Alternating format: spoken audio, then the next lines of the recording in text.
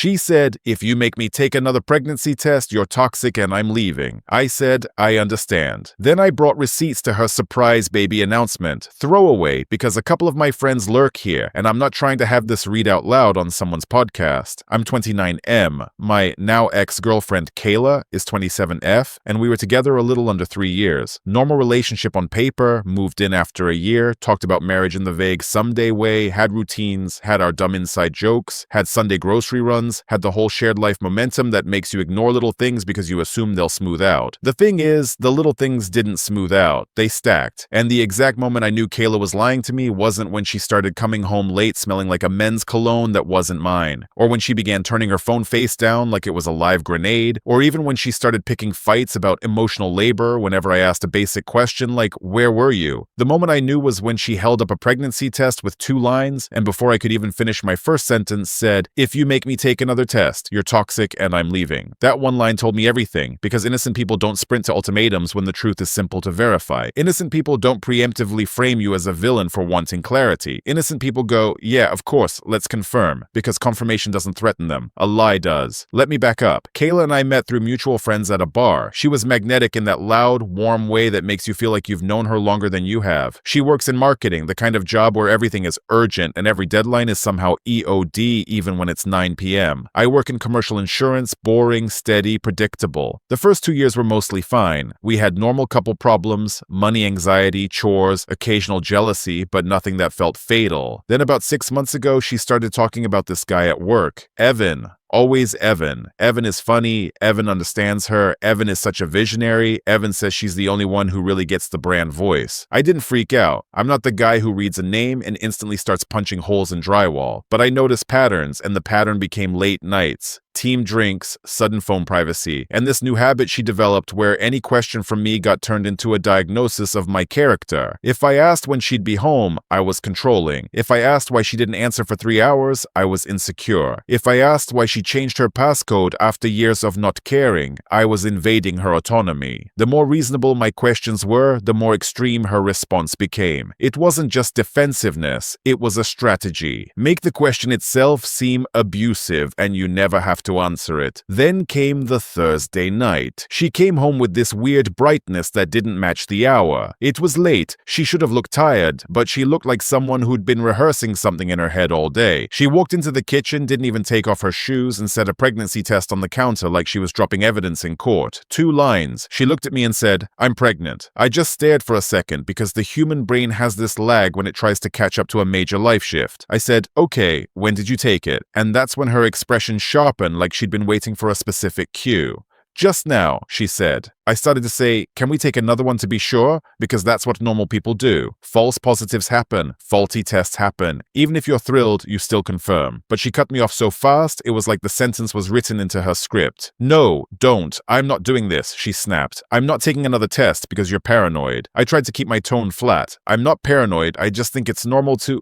And she slammed the door on it with the line that stuck in my brain like a splinter. "If you make me take another test, you're toxic and I'm leaving." So I did something she didn't expect. I didn't argue, I didn't plead, I didn't try to logic her out of it. I just looked at her and said, calmly, "I understand." Her whole body relaxed like she'd successfully pushed a heavy box into a closet and shut the door. She smiled, stepped forward, hugged me, and whispered, "Thank you. I knew you'd come around." She smelled like perfume and something else, something sharper. I hugged her back and felt empty. Not sad, not angry yet, just empty. Like a piece of me had already started packing. That night, while she slept, I didn't do the dramatic thing. I didn't go through her phone with trembling hands. I didn't confront her, didn't scream, didn't cry. I did what I always do when something feels off. I tried to gather reality. The next couple weeks, Kayla was pregnant in a way that felt like someone playing the role of pregnant girlfriend without doing any of the things a real pregnant person does when they're scared, uncertain, or even excited. She talked about it constantly, but avoided anything concrete. She didn't call a doctor, she didn't schedule an appointment, she didn't buy prenatals, she didn't even Google symptoms in front of me, and Kayla Googles everything. She also kept doing things that made no sense if she truly believed she was pregnant. She drank at her friend's birthday and said it was just one, then finished a cocktail and took sips of someone else's. She vaped outside our building and said, "It's basically nothing." When I suggested gently that maybe she should stop until we confirmed things, she snapped that I was policing her body. And whenever I brought up confirmation even lightly, she used the same trap door. "Why don't you trust me?" followed by, "You're being toxic." It was like she'd decided the word toxic could erase any request for proof. The turning point wasn't some genius detective move on my part, it was pure carelessness on hers. We share a tablet at home, mostly for streaming and grocery lists. One morning she left it on the couch while she showered. A notification popped up. "Your order has shipped." I thought it was groceries or dog food. I tapped it to clear it. It opened the shopping app, and there it was, right at the top of the recent orders, like the universe couldn't resist putting it in the most obvious place. Prank pregnancy test, always positive, novelty gag gift. My brain went quiet, like all the sound got sucked out of the room. I clicked it, half hoping it was something else, some unrelated dumb item with a misleading name. It wasn't. The product page literally bragged about how it always shows positive and how it was perfect for pranking your boyfriend. The reviews were laughing about causing fights, ruining weekends, teaching him a lesson. I scrolled down to the order details. Ordered 2 days before she came home and said she'd taken it just now. Delivered to our address, purchased on our shared account. In that moment, I didn't feel like I'd caught her. I felt like I'd been slapped. Not because she lied, by then I'd already started suspecting bigger lies, but because she'd used something that's serious, something that permanently changes lives as a lever, a tool, a prop. I took screenshots, every relevant screen, the product name, the order date, the shipping confirmation, our address. I emailed them to myself, then I closed the app, set the tablet back down exactly where it was, and when Kayla came out of the shower, wrapped in a towel, humming like everything was normal, I acted normal. That part surprised me too. I didn't even feel righteous. I felt careful, because now I understood what I was dealing with. Someone who would fake a pregnancy to control the direction of our relationship was not someone you confront without thinking. They don't respond to confrontation with honesty, they respond with escalation. A few days later, she started talking about doing a cute announcement. Not a simple, "Hey, we're expecting" call to our parents. She wanted a whole event. Brunch at her mom's, balloons, photos, a reveal. She said it would be so special and that she wanted it to be a memory. She kept saying, "I want everyone there," like the crowd mattered as much as the news. Her friends got invited. My friends got invited. Both sets of parents, siblings. It was basically a small party disguised as family brunch. Anytime I suggested we should see a doctor before making a public announcement, she got that sharp edge again. "You're still doing this," she said once, eyes narrowing. "You said you understood." And I did understand. I understood perfectly. I just didn't tell her what I understood. The night before the brunch, she was buzzing with energy, picking an outfit, practicing how she'd hold the test for the photo, talking about baby names like she wasn't holding a novelty stick that always shows positive. She asked me, "Are you excited?" I looked at her and said, "I'm ready."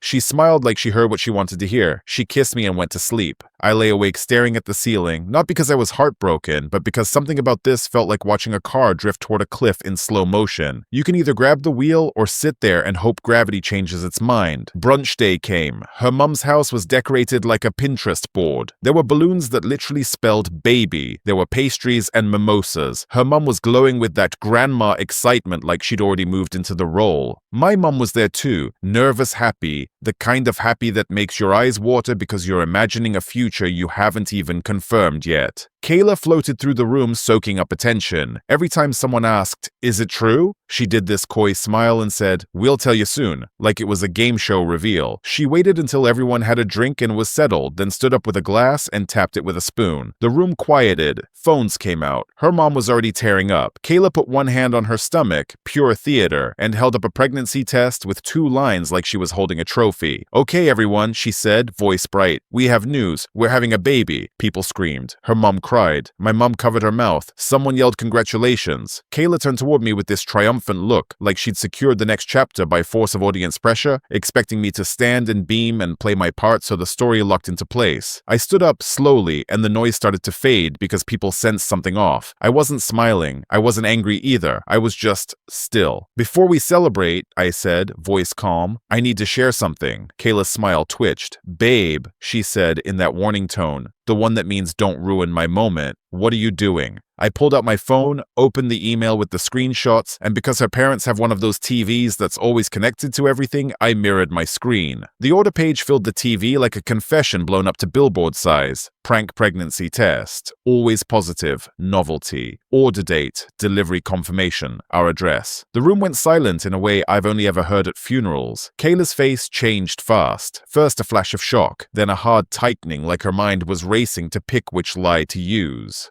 "What is that?" her mom whispered, voice thin. Kayla snapped, "That's not—" I didn't raise my voice. I didn't insult her. I didn't perform. I just said, Kayla told me she was pregnant and refused to confirm it in any normal way. Then I found this in our shared account history. Kayla's eyes flicked around the room like she was looking for an ally, like someone would jump in and save the scene. No one did. She did what she always did. She tried to change the subject from her actions to my character. She pointed at me and hissed, "You went through my stuff." Then louder, to the room. "See, this is what I mean. This is toxic. This is controlling. He's humiliating me." The word toxic hung there like a smoke bomb she'd thrown, hoping everyone would cough and look away from the TV. I looked at her and said, "You humiliated yourself the moment you decided faking a pregnancy was a way to control me." Someone made a small sound, half gasp, half laugh, like they couldn't believe this was real. Kayla's eyes filled with tears instantly, like she had a switch. "I was scared," she said, voice shaking. "I thought you were going to leave me." Her mom looked like she'd been punched. My mom looked devastated, not for me, but for the idea she'd already started loving.